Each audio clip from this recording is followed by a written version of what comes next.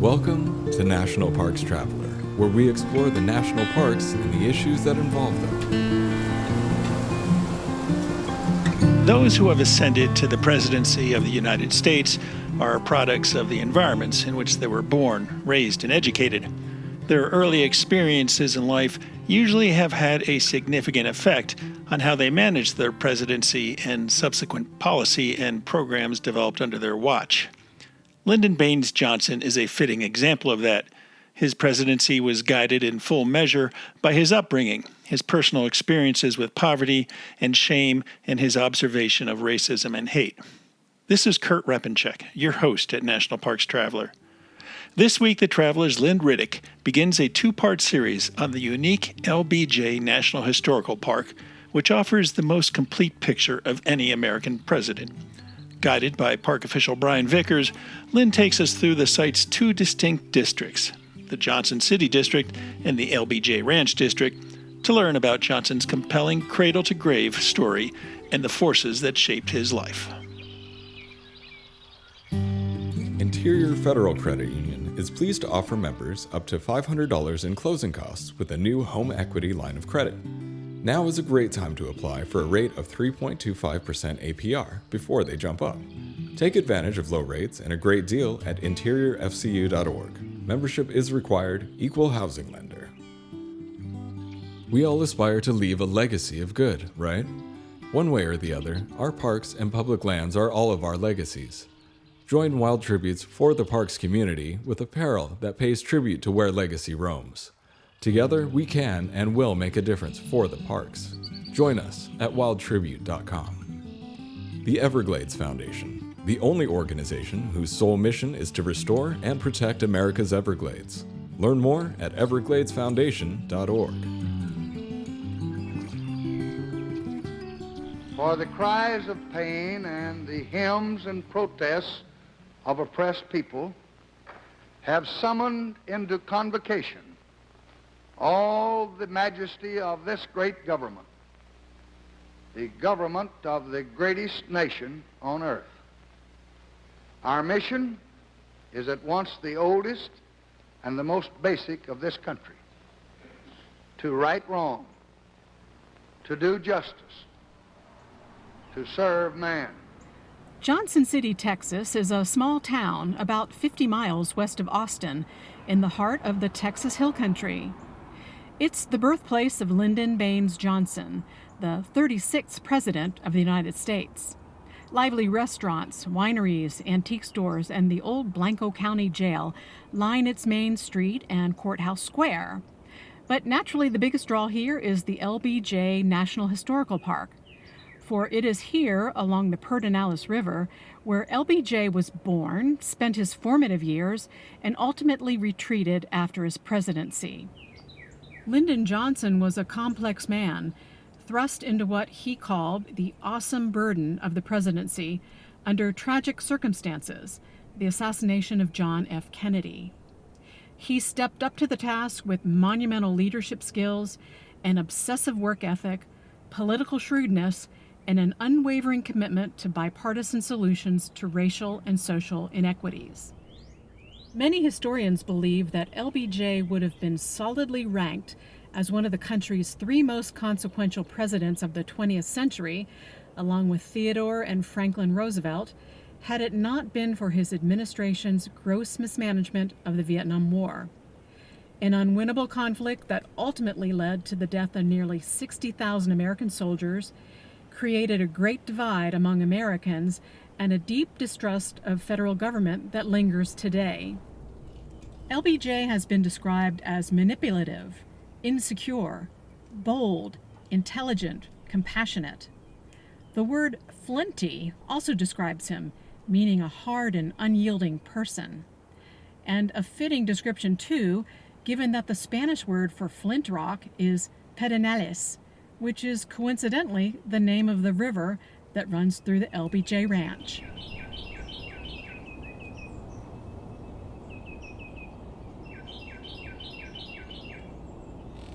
I caught up with Brian Vickers, Deputy Program Manager for Interpretation and Visitor Services here at the LBJ National Historical Park to learn more about this unique spot where you can trace LBJ's ancestry and history, his birth, childhood, political career, retirement, and death.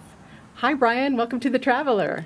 Thank you, Lynn. It's a pleasure to be with you today and host you here at Lyndon B. Johnson National Historical Park. We're looking very forward to your visit today. Me too.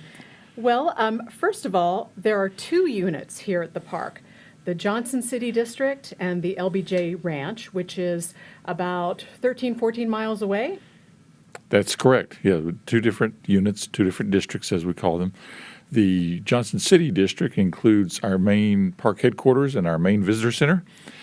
It also contains the boyhood home where Lyndon Johnson grew up as a young boy here in Johnson City. And then there's the Johnson Settlement, where his grandfather and grandmother homesteaded in the late 1860s, early 1870s. The Ranch District, the LBJ Ranch District, includes the Texas White House, the residence of President and Mrs. Johnson, his birthplace, a schoolhouse where he started his public education at the age of 4. It also contains the family cemetery where he's resting today with Lady Bird. Well, I'm going to have you walk me around some of these sites. So where should we go first? Let's go to the boyhood home. That's where Lyndon Johnson grew up from the age of 5 until he went off to become his own man. Before we head off to the boyhood home, let's talk for just a second about where we are now in the visitor center. It has an interesting history, too. Yes, our visitor center is actually a modern building in the sense that it was built in 1969, first as a hospital here for Johnson City.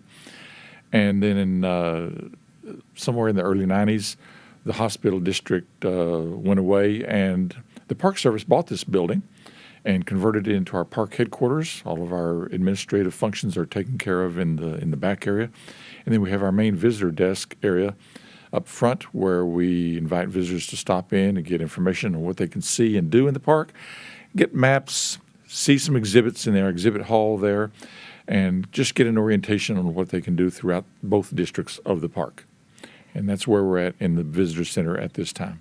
And it's interesting, once you know that it used to be a hospital, you can see the complete hospital architecture, starting with the nurses' station. Yes, it's when you go down the hallways and everything, you see all these wings off the main hallway, and you think, well, this is very much was a hospital because you got a wing for baby prenatal care, you got a wing for the surgery. I don't know the complete history of the hospital, but I do know that President and Mrs. Johnson had a direct hand in standing up this hospital district here and getting this hospital built. Let's walk into the exhibit area first before we go outside, because there's some artifacts and curios that I want to ask you about. Sure, let's do that.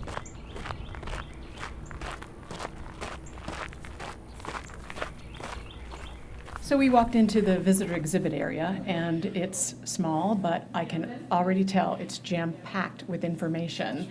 What do we have here? What you have here is an exhibit that describes the timeline of Lyndon Johnson's life from the time he was born until the time of his death.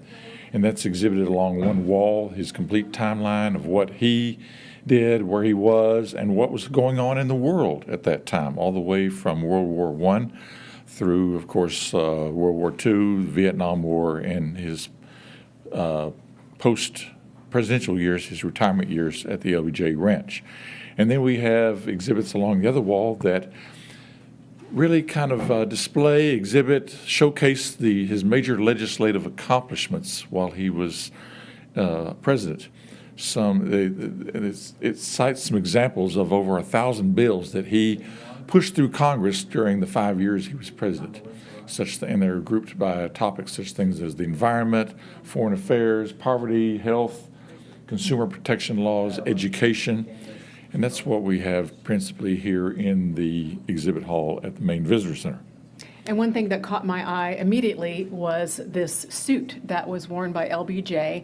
I know from looking at film clips of him that he was a very tall man. I think he was 6'3"? 6'3.5" was his stated biological height. If you put shoes or boots on him there, we just kind of round it off and say he was 6'4".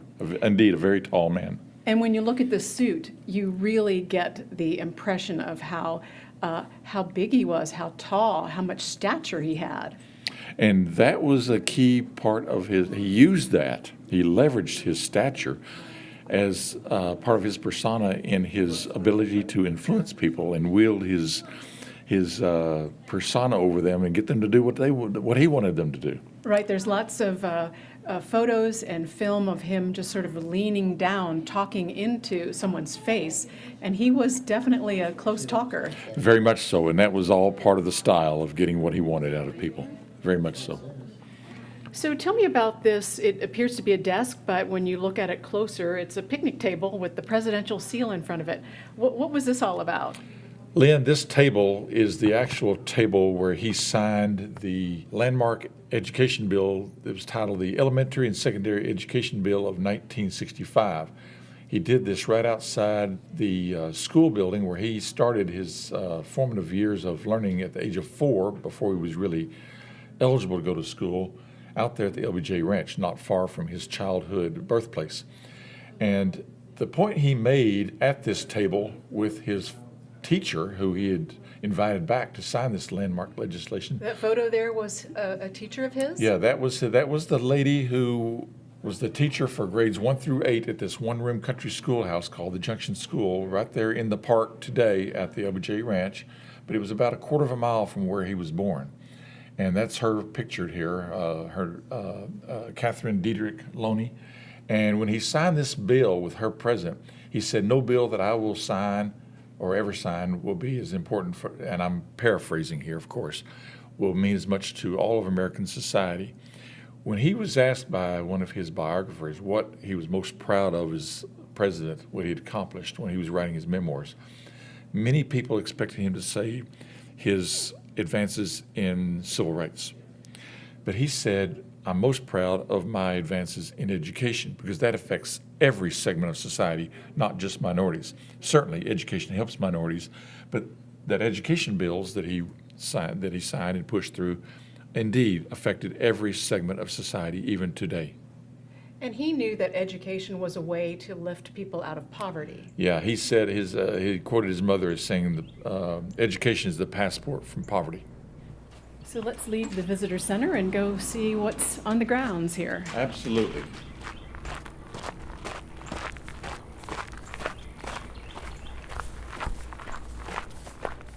All right, we just walked up the steps of Lyndon Johnson's childhood home. Tell us about this house and the history of it. This house was built in 1901 by a prominent rancher in the area who happened to be the county sheriff at the time as well, and it was quite a nice home for that era, just after the turn of the century into the early 1900s.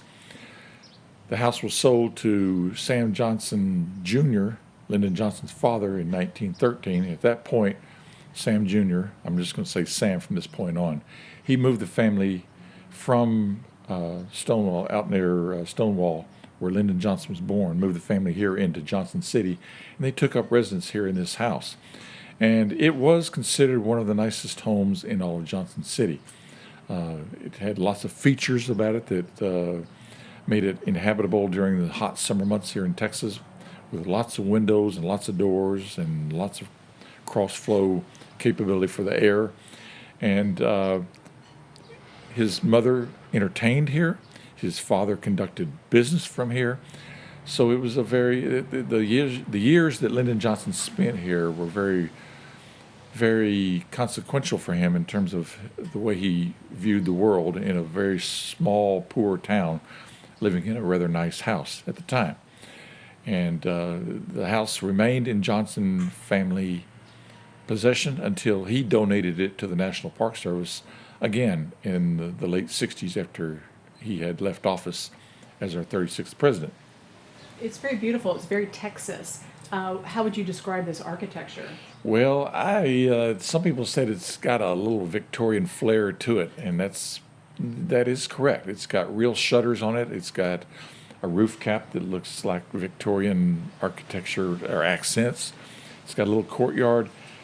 And it was designed in the shape of with the foundation, the floor plan was in the shape of a cross, so that no matter where the wind or breeze is coming from, if you open all the windows and doors, get a nice cross flow there. 12-foot ceilings inside, which is very reminiscent of Victorian homes that long before the age of air conditioning and heating. Johnson City was named after LBJ's grandfather and uncle, or cousin, is that correct? It was his cousin once removed. It was actually his father's first cousin, James P. Johnson. He founded the town in the late 1870s, and that's who it's actually named for. He paid for having it platted and surveyed out and established as a town, as a city. Is there anything in the house that you find especially interesting? What I find most interesting in the entry hallway was where Sam set up a home office. I believe this is kind of the set the stage for Lyndon Johnson working from home at the Texas White House years later, because he saw his father work from home as a state legislator and as a businessman right here in the hallway. He had telephones, he had a desk, he had this space where he would invite men and to come in and conduct business either outside or right there in the hallway. So I felt that's the most interesting for me as an interpreter, is that those ideas transcended later into Lyndon Johnson's establishing a office out of the Texas White House to conduct his business from. Lyndon Johnson was thought to have eavesdropped on his father's conversations here and learning lessons from his father here. Let's talk a little bit about his father, Sam. Sam was a businessman. He was a rancher. Is that correct? Did he do cotton farming? They were farmers out there at what is today the LBJ Ranch. Back then, it was not the ranch. It was just a family farm. His father and his grandfather farmed out there, and times were tough because this area is still prone to long periods of drought punctuated by heavy periods of rain, too much water at one time. And at that time, we didn't have the flood control dams on the rivers, like the Pedernales River that runs through the LBJ Ranch or the Colorado River up north of us. And so, they could plant crops down in the river bottoms and then have a flood come through and take out everything. So farming was a very tough, speculative enterprise for men of that era. So his father and grandfather, through no fault of their own, the farm failed at times, and so they would go into debt. And so times were very tough for both his father and grandfather out there at the ranch, and that was one of the reasons that he took up other enterprises here when they moved into Johnson City. He became involved in real estate and insurance brokerage. And even he and Rebecca bought the town newspaper, and Rebecca ran it. So it was a two-income family, quite progressive for the time. Rebecca was not strictly a stay-at-home mom. I mean, she worked from home as well, running the newspaper here, and she tutored school children like she tutored her own children. So it was a very productive era for the parents right here in Johnson City, where they had a number of enterprises to provide for the family. This is Lynn Riddick, and I'm talking with Brian Vickers at the LBJ National Historical Park. And we'll be back with more after this short break. Full of stunning photography and thought-provoking reads, Smoky's Life is a biannual magazine produced by Great Smoky Mountains Association. Members receive it free of charge each spring and fall, and it is available for purchase in retail stores throughout Great Smoky Mountains National Park and online at smokiesinformation.org. Washington State is graced with 3 spectacular national parks, each different and special in their own unique ways. As the official nonprofit partner and the only philanthropic organization dedicated exclusively to supporting these parks through charitable contributions, Washington's National Park Fund has a mission to raise private support to deepen everyone's love for, understanding of, and experiences in Mount Rainier, North Cascades, and Olympic National Parks. Share your passion for these parks at WNPF.org. Whether it be strategy, business planning, change management, board development, executive search, or diversity planning, Potrero Group is here to help. They mix a depth of experience in the parks and land space with the breadth of best practices from other industries. For more information or to schedule a preliminary conversation, go to potrerogroup.com. Potrero group.com. Acadia National Park is one of the 10 most popular national parks in the United States. It is also one of the smallest and most vulnerable. That is why Friends of Acadia exists. Friends of Acadia is an independent organization of passionate people, inspiring those who love this magnificent park to make a real and lasting difference for Acadia. You can make a difference at friendsofacadia.org.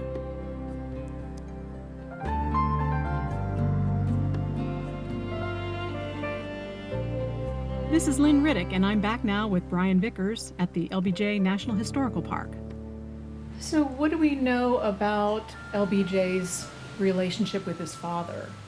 You mentioned that he listened in on some meetings and conversations. Yes, Lynn, he very much admired his grandfather's or his father's political philosophy and his style of legislating. Very much admired his father in that sense. They were not real close. Lyndon Johnson was known to be closer to his mother in a personal manner, personal relationship. But he did want to succeed at being a congressman, eventually getting into politics, largely because he wanted to be like his father in that respect. His father, he did have some issues with his father and the way that people treated his father when they fell on tough times. And the banks would cut him off from further credit. And so in that respect, he had a hard time getting over the fact that his father failed in his business ventures at times.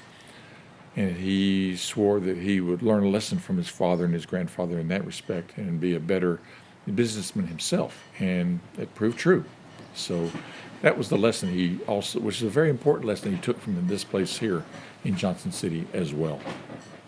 I had read that with the highs and lows of his family economically, LBJ often felt ashamed and sometimes scorned because they were poor.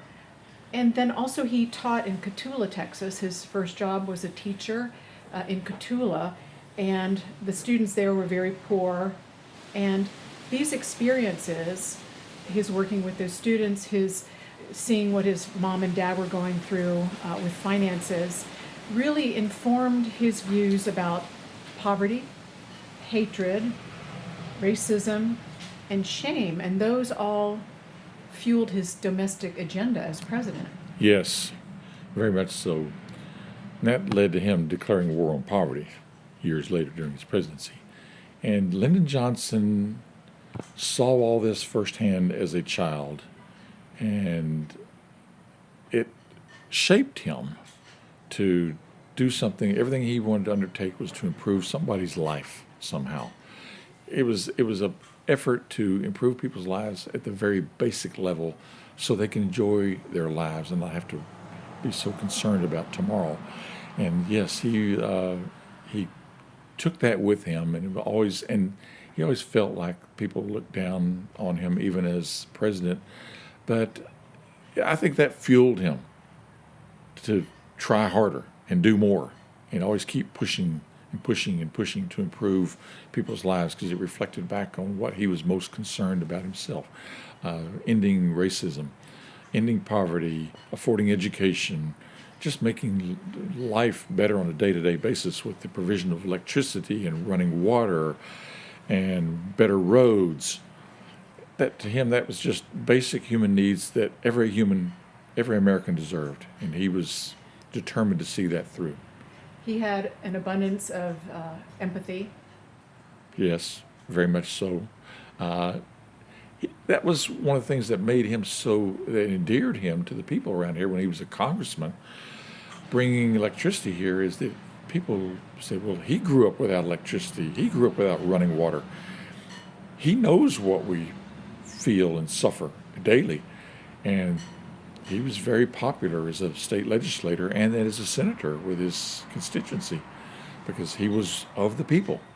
And that was a huge component of his identity as president when he would bring world leaders from other nations, not just to Washington, but bring them on out to the ranch and show them where he came from, what austere background he came from, the things that they had to deal with, living almost hand to mouth daily during drought and very much at the mercy of the elements.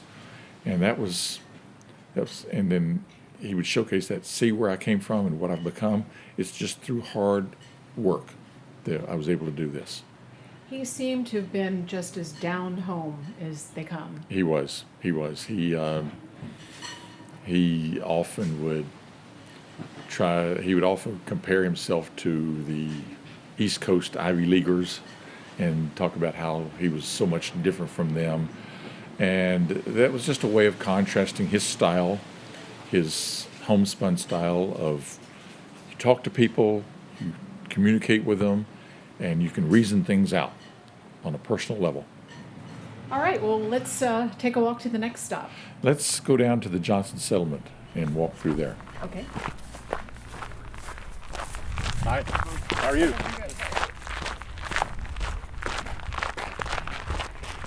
This path through here is used quite a bit, day use by locals for exercise, running, walking.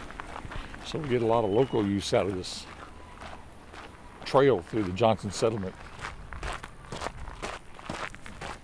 Well, we've just walked into a pavilion structure enclosed.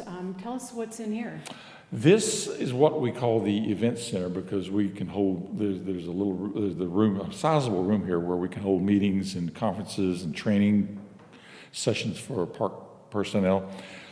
But around the walls is a depiction of farming and ranching in those early days, the late 19th and early 20th centuries.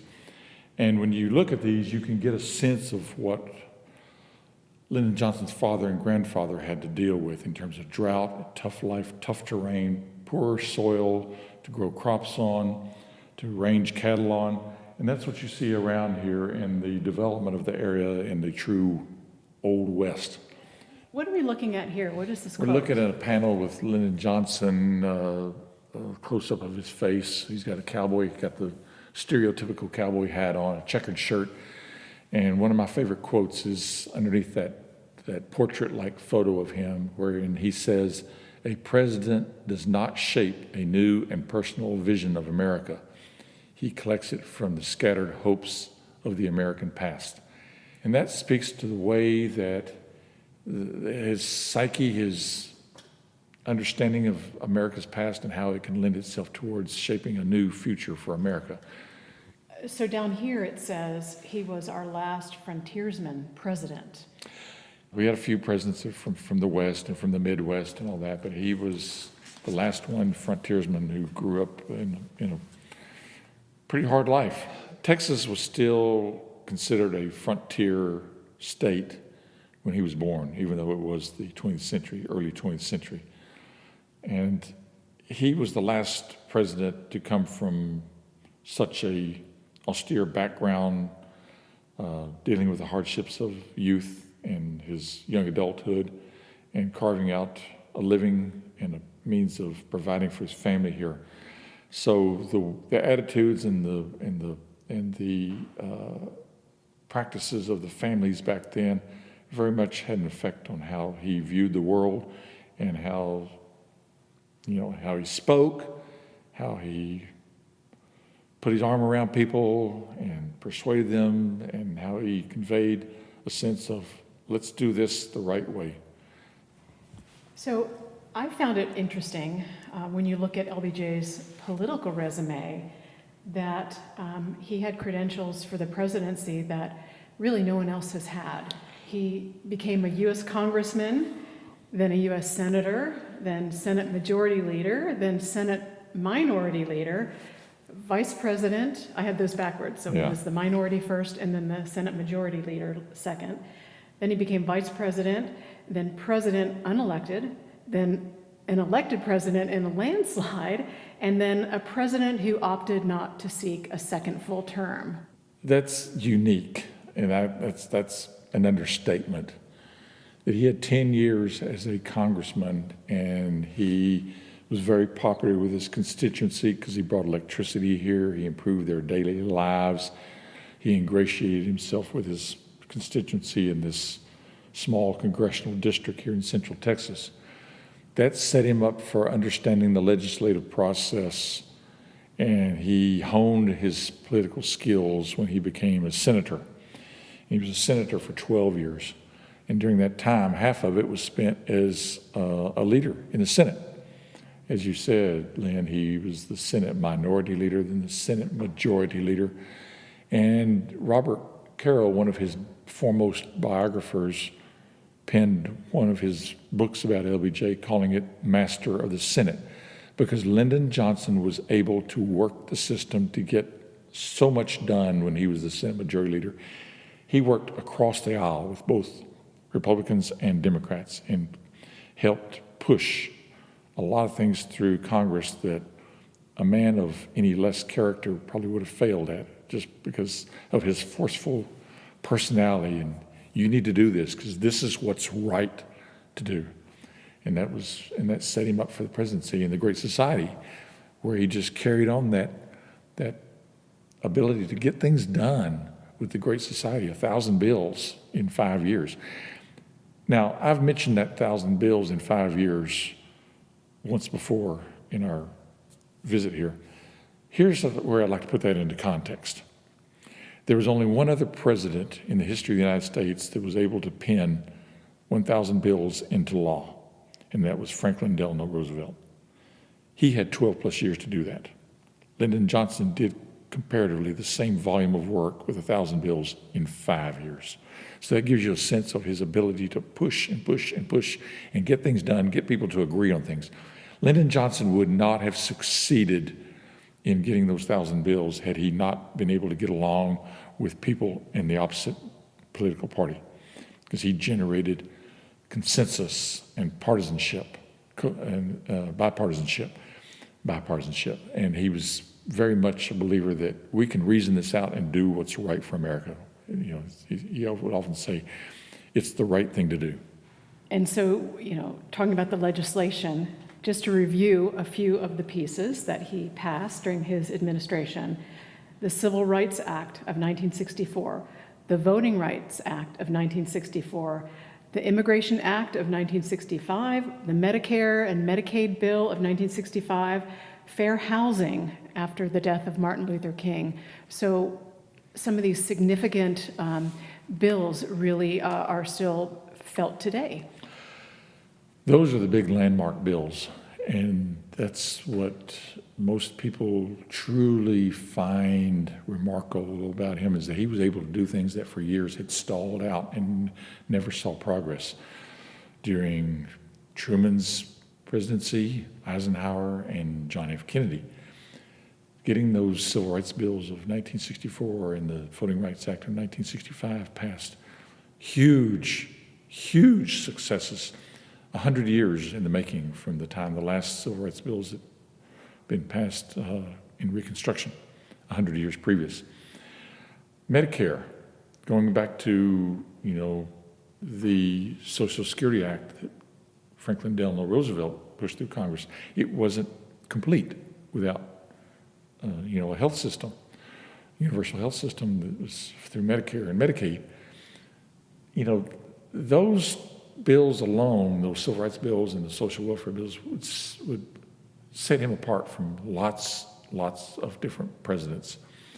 And he just carried that on to every facet: consumer protection laws, education, as we've mentioned earlier, environmental laws, Clean Air Act, Water Quality Act, things we take for granted today. We don't realize how much what he did still impacts us today, because we've just grown accustomed to it and take it for granted.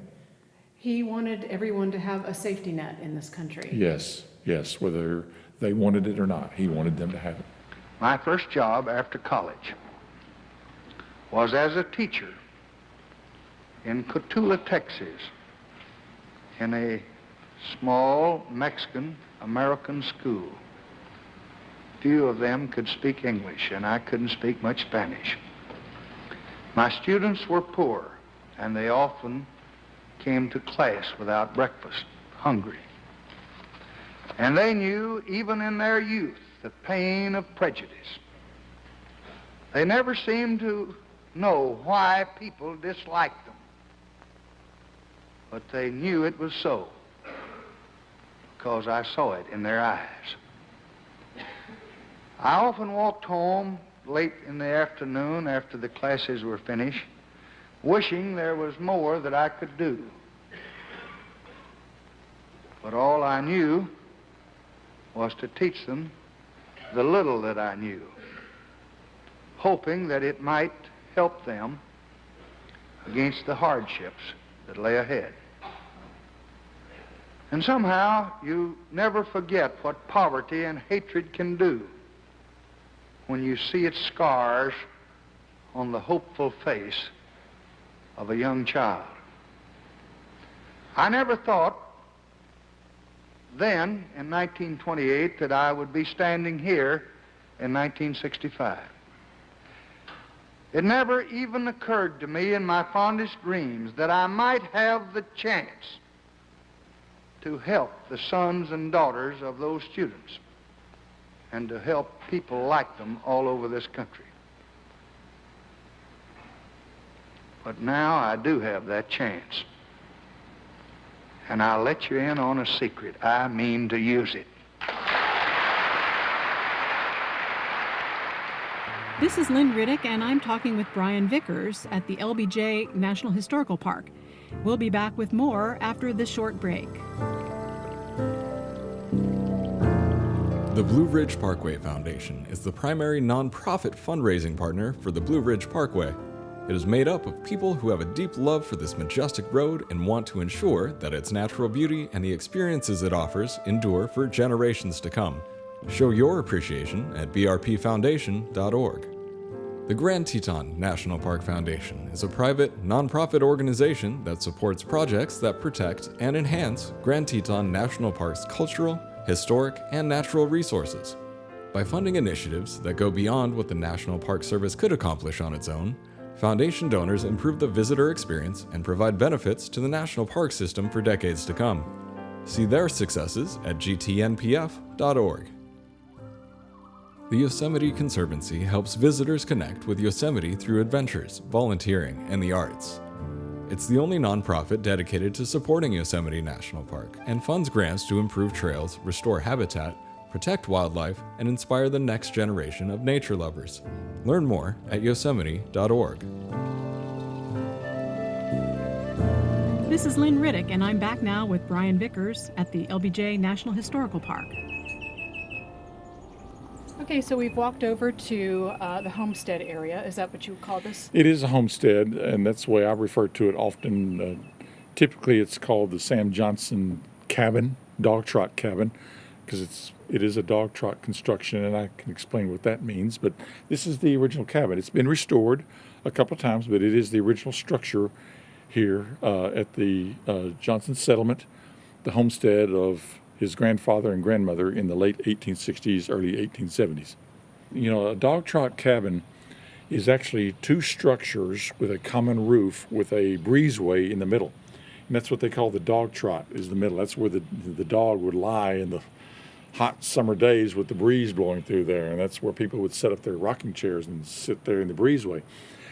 Inside, one side of the cabin is the living, kitchen, cooking, eating area, and the other side is the bedroom.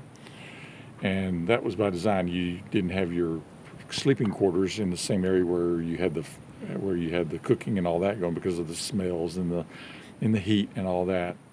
So this small structure behind the cabin sure looks like it might have been an outhouse. That is the outhouse, the stereotypical outhouse where a pit is dug and then a structure built over it. What about this little shed? And that is that's the shed where they stored their fruits and vegetables. After they would harvest them, they would dry them. It also served as a smokehouse where they would dry and smoke their meats and hang them, suspend them. And what about this? Is this some type of historic garden? This would have been what the garden looked like, with them growing fruits and vegetables in there, principally vegetables, and then about a 5-foot cedar post fence around it to keep the deer from jumping in there and eating up the garden. So when you come out to this cabin, what kind of thoughts do you have? I can imagine a viewscape that's got perhaps more trees than what we have today, but also has got high grass for the horses and the cattle, the longhorn cattle to graze on. It's a very peaceful area late in the evening or early in the morning when the sun rays are very low on the horizons, and it's a very peaceful area to walk in the mornings, walk late in the evenings, and I think back how much different this area looked back then without the town of Johnson City around us and all the modern roads and stores and gas stations.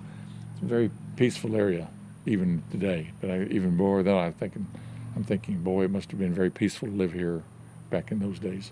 But hard life nonetheless. Oh, it's a very hard life, but what I find remarkable about these people that settled here, even though it was very hard life, that's the way they wanted it. They did things their way with their own hands, their own intellect. They helped each other out as neighbors, but they had to have liked doing this to stay here and do this. It's not for the timid to do this, live this style, but the people who came out here, they were willing to risk that.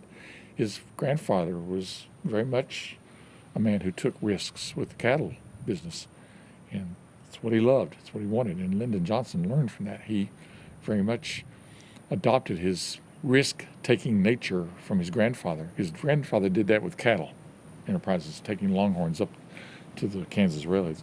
Lyndon Johnson did that with his Great Society initiatives, taking risks on his own personal political well-being, doing things, the civil rights bills, Vietnam, doing things that made him unpopular, but he said it's the right thing to do. A presidential car collection, a working cattle ranch, and Air Force one-half. Join me next week as I continue my tour of LBJ National Historical Park with Brian Vickers. This is Lynn Riddick for National Parks Traveler.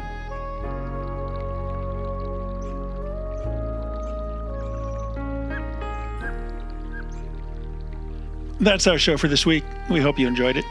Next week, Lynn takes us back to the LBJ Historical Park to complete her tour of that site in Texas.